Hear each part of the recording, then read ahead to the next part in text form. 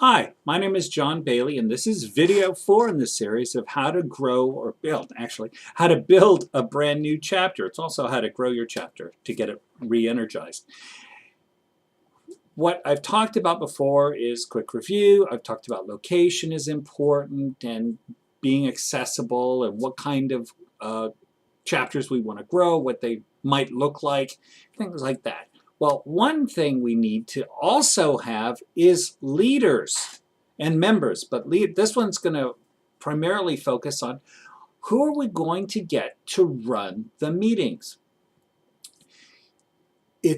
I've kind of touched on it in previous videos that if you don't have a strong leadership in terms of Federation philosophy, Federation knowledge, all you're going to do is have a low vision group.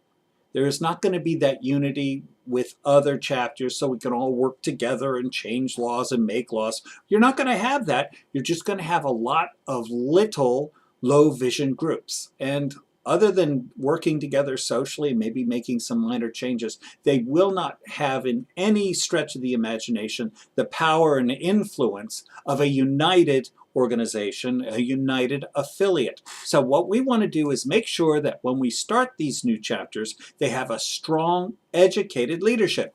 Okay, where can you find this leadership? The best place to find this leadership is from existing chapters.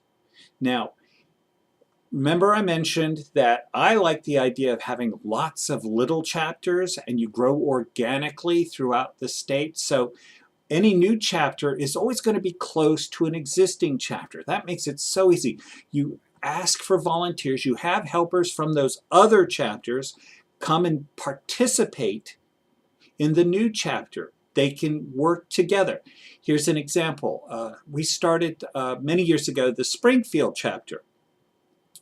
And there were several people who belonged to the Potomac chapter and the Fairfax chapter who found Springfield just much more convenient. What really worked out, they were knowledgeable about the Federation. So I worked with them, we all worked together, and we started a new chapter that was very strong in the Federation philosophy. And we worked with it. It's not a one-shot deal. I should have mentioned this before. Starting a new chapter isn't, okay, we had our first chapter meeting, we're done, goodbye, put this in my resume. It doesn't work like that. It is ongoing. You have to nurture. You have to constantly be in touch. You have to help them and be a resource for them. It's ongoing. They're always going to run into challenges, something new they've never run in before, and you want them to be successful. You want them to survive, so you've always got to be available. Keep that in mind. There is no end to this race. There is no finish line.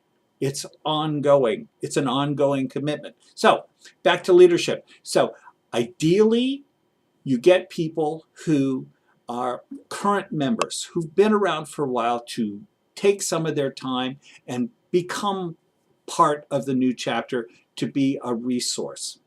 Now let's say you're starting a chapter, but there's no other people around. There's no other resource, Federation knowledge, philosophy that you can draw on. Then you have to dig a little deeper, work a little harder. This is also a good way to find members in general. But what we're looking for right now is leaders, people who are strong in the philosophy. What you can do is you can get information. Let's say you've picked a location where you want to start a new chapter. You go through our mailing lists and you ask around and you send out emails on our announce list. Go, is there anybody interested? Now there's a way you have to, this is a practical thing now. I'm going to give you some information. What I did was I took the lists because I wanted to start a new chapter someplace. I forgot where it was. And I took all the lists and I found the people in that area and I sent them a personal email, not a bulk. You make it personal, one-on-one as you can. And I sent them an email. I said, dear, my name is John Bailey. Would you be interested? We'd love to start a chapter in your area. Would you be interested in assisting? Now, if you say, would you be interested in being a leader? Would you be interested in being the president? You know, would you start one for us? People will say no. So here's a practical one. Just say, would you be interested in assisting? They may turn out to be leadership material, but in any case, they're going to odds are they're going to step up and they want a chapter in their area. So use our list. We've got resources. We've got lists on the national level and lists on our state level. Leverage those to pick leaders. Sometimes people who want new chapters will speak up. Perfect. We can, in their area, perfect. Work with them to let them know that they're not alone, because it can be very intimidating.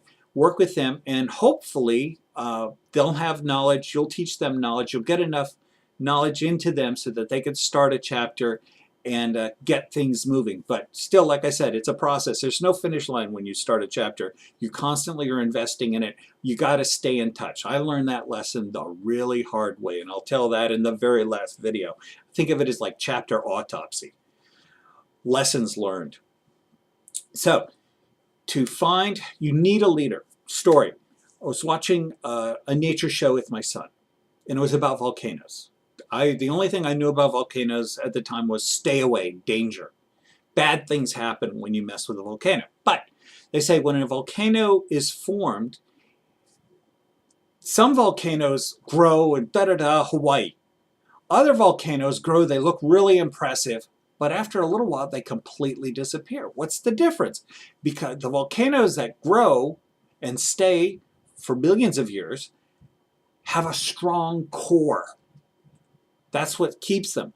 The volcanoes that disappear almost immediately after they're formed are actually made of ash. There is no strong core. They just go their own separate way.